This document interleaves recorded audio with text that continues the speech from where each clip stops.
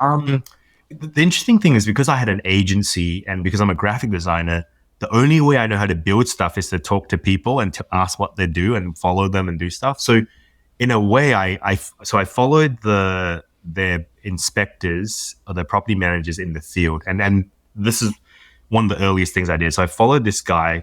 He was a maintenance guy. And, like physically, you were there with him. I mean, physically, with him, just watching how he's using this. We had a test flight version, so it was just like a prototype that we gave to him, right? And we're like, "Hey, go and do some inspections. Let us follow you around."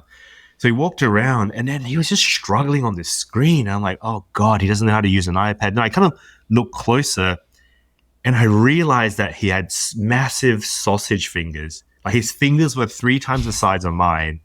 And we had made the slider really small, the hit state really small. So he was trying to tap on it and slide it. He just couldn't. And I'm like, oh my God, we need bigger buttons. And so we went back to the drawing board. And what I did was my co-founder was like, hey, can you make the hit state bigger? Let's make everything bigger, dopier, simple, easier to use.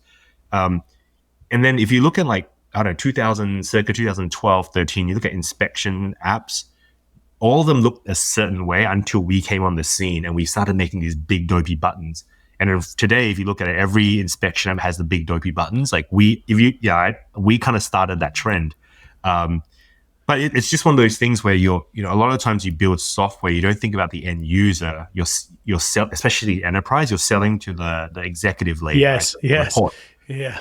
But we were fortunate we started with the end user and then worked our way up. And so I think that was our secret sauce in the early days. So we did work with our customers on that and then slowly iterated on the product. One of my biggest breakthroughs probably in my career and companies was exactly how you're describing, sitting with IT people, watching over their shoulder as they did their job. And to what you just said, I think it's just something that a lot of entrepreneurs don't do, a lot of founders don't do, and actually in 1 hour watching this one person do their job, I was like, whoa, this is crazy. You have 150 tabs open in Chrome and you're clicking between and then referencing this spreadsheet. I'm like, what if I just put it for you in one UI? And they're like, oh, that would change everything. And you're like, okay, and it's the same kind of thing where it's just being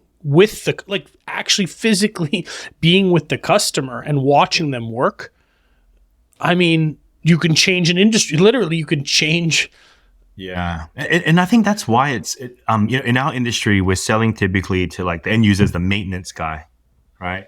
And I think it's no, who wants to sit with a maintenance person? It's not cool. If you're in marketing, you're sitting with some, in a beautiful corporate office with good-looking people that are, all cool looking.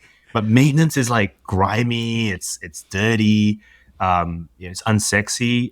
But to me, having grown up middle class, that's my dad. It's hang out with your dad. That's his world. Fingers always dirty. He's always tinkering with something. Technology he's not great at, but he can't learn by reading. He has to learn by very tactile doing. And so I don't know. I just think it's very interesting. You're right. We don't go. We need to kind of get on the floor and play with our kids, if that makes sense. You can't standing on play. You have to lie down on the ground with your kids, throwing them around at that level. So anyway, that's something that I think we did right in the beginning, and we've continued to do that as we've grown.